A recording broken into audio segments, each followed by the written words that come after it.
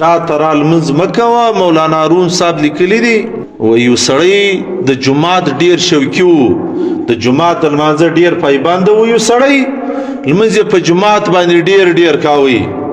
دغه جوماتي سړی ناجوړه سو.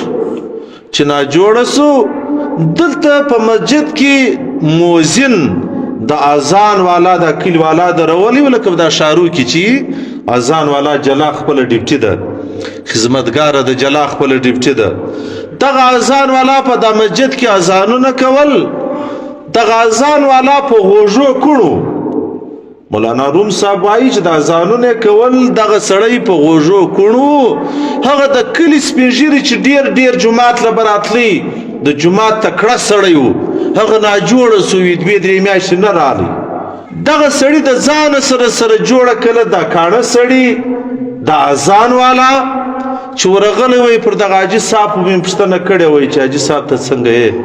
سبا که دغه حاجي صاحب جوړ سو که ماجت له بل ته را شروع سو نو بیا خو به ګیله نه راسکي چې ولې دې یاره اذان والا یو پوښتنه خو به دې راباندې کوله. نو دول د دا ګیلې څه به ځان وکاږم. نو دا دی بله ورځ د ځان سره د اذان والا سره جوړه که بس د کاڼه فیصله ده د ځان سره یې وکړله. به ډېر خو نه پوهېږي، اوس یې په خپله سره جوړوي. اوس دی وایي وایي زه چې هلته ورسمه چې زه به ورته السلام علیکم، نو دی خو وایي چې وعلیکم سلام. زه به ورته وایم چې څنګه یې؟ نو دی زیاتر هر مریض وایي چې ښه یم، بد نه یم، شکر دی ډېر، حمد و ثنا، ښه یم. نو زه به ورته وایم چې الحمدلله، نو ډېر ښه دی چې ښه. بیا به ورته وایم چې چیش خورې؟ نو دی به هم بچان لري، بچان به یو نرمه شوروا دا مریضان ته جوړوي. نو دی به راته وایي چې زه نرمه شوروا خورم. زه به ورته وایم چې دا ډېر ښه نرم خواړه دي، دا د مریضانو خواړه دي، دا به خورې. دی به د ځانه سره جوړوي. مولانا روم صاحب وایي بیا کاڼه سره جوړه کله چې آخري به ودته ووایم چې پر کوم ډاکټر علاج کوې؟ دا د کوم ډاکټر سره دی به اداره سوی یې؟ نو دی به راته وایي چې په کوټه کې پلانکی ډاکټر دی، مثال یا په کراچي کې پلانکی ډاکټر دی. نو زه به ورته وایم چې دا ډېر ښه ډاکټر دی. پر دغه ډاکټر چې هر مریض علاج کړی دی، هر ناجوړه چې دغه ډاکټر له ورغلی دی بس خو یې تلاش کړی دی.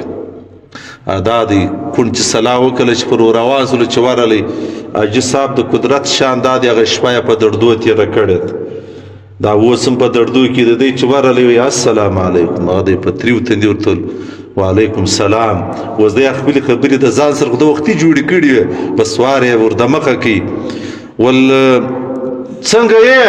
نو دغه خبر خو دی واپس نه اوري، د خو د ځانه جوړه کړې ده چې دی دا راته وایي چې ښه یم، هغه دی په دردو دی. نو کوڼ ورته وایي وایي څنګه یې؟ دی وایي نه یم ښه. کوڼ وایي الحمدلله. دا ډېر ښه سو چې نه یې ښه. هغه دی په ښه شم ورته وکتل چې زه په دردو یم، ته وایه الحمدلله. نو بیا کاڼه ورته وویلې چې و دی شوروا راشئ. پوښتنه یې ځنې کوله ویل چیش خورې؟ خوراک دې چیش دی؟ ده ورته ویل زار خورمه. هغه خو په دردو دی، خو اولې خبرې یې خوند نه کوي. ویل چیش خورې؟ هغه ناجوړ ورته وایي وایي زار خورم. ول دا ډېر ښه خوراک دی، بس دا د مریضانو دپاره ډېر ښه خوراک دی، هر مریض چې دا وخوري بس خو تعالی یو بدن ته څه طاقت ورکوي. هغه له داسې ښه شمارلی چې اوس زه مړی کوڼ اوس څه پکې. بیا ورته ویلې ول پر کوم ډاکټر علاج کوې؟ د وایو ګولۍ د کوم ډاکټر د خورې؟ تر کومه ځایه تللی؟ نو که د شادۍ کور دې څه ته خپله ورته پورې کړې ده، هغه د قش به دی پل ورته ولاړ دی. دی وایي پر کوم ډاکټر علاج کوې؟ هغه ورته وایي پر اسرائیل باندې علاج کوم.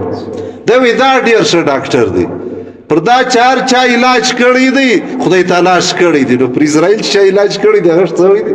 خو د ادرې لره تللی دی. نو مولانا روم صاحب وایي د کاڼه کیسه چې ونه کې کونډ چې ولاړی پر مریض پوښتنه کوله، د مریض زړه یې خوشحاله کاوه چې بیا به ګیله نه راته کوي. مولانا روم صاحب مسلمانه ته چې هم د کوره راوځې چې د خدای کوله راځې مجت لره، ته به دا وایه چې خدای تعالی به دا ګیله بیا نه راسکي چې ته ولې ماجت له نه راتلې جومات له. نو دا ته را دی نه چې تا و خدای وایي نسئ سره پوه، لکه کوڼ و هغه ناجوړه چې نسو سره پوه، یو څه ویل هغه بل څه ویل. نو ای بنده ته چې د خدای تعالی عبادت کوې دا د عبادت وکړه چې تا او خدای سره پوه سئ. دی نه چې نور تاوان درته وکړي لکه وکاڼه ته چې هغه ناجوړه وښمېدی ولوځه زما د کوره وځه. دی د حالت ورسره ګډ دی خلک له راځي وځي نه نوځي. نو دی په پوه سي چې مریض خو په تکلیف دی. ویلې ول چې دا خلک وځي دروازه به وتړم.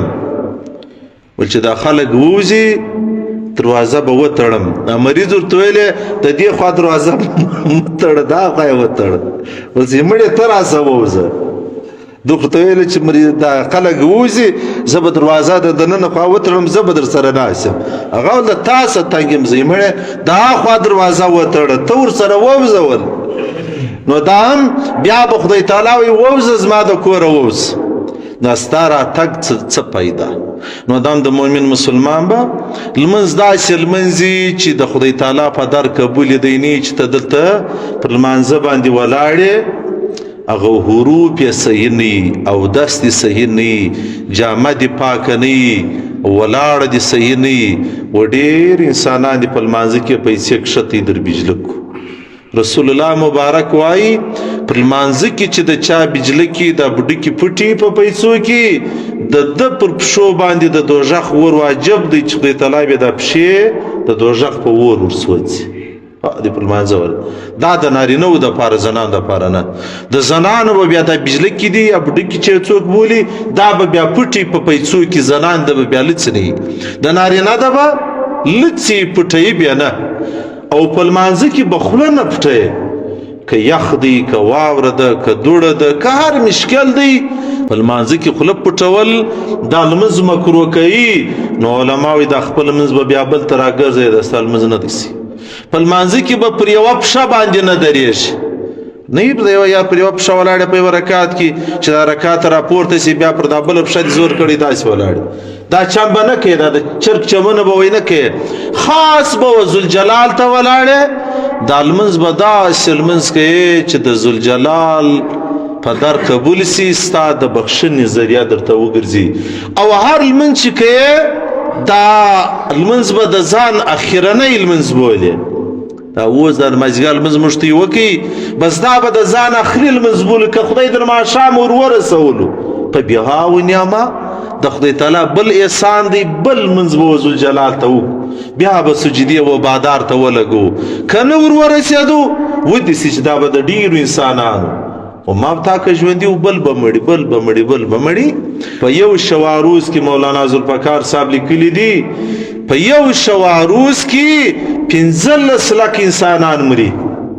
په یو شواروز کې په 24 غنټې کې اوس مازدیګر دی در سبا دا وخت مازدیګره پورې چې دا و ژوندي دي په دا کې به کتاب 15 لک انسانان مري.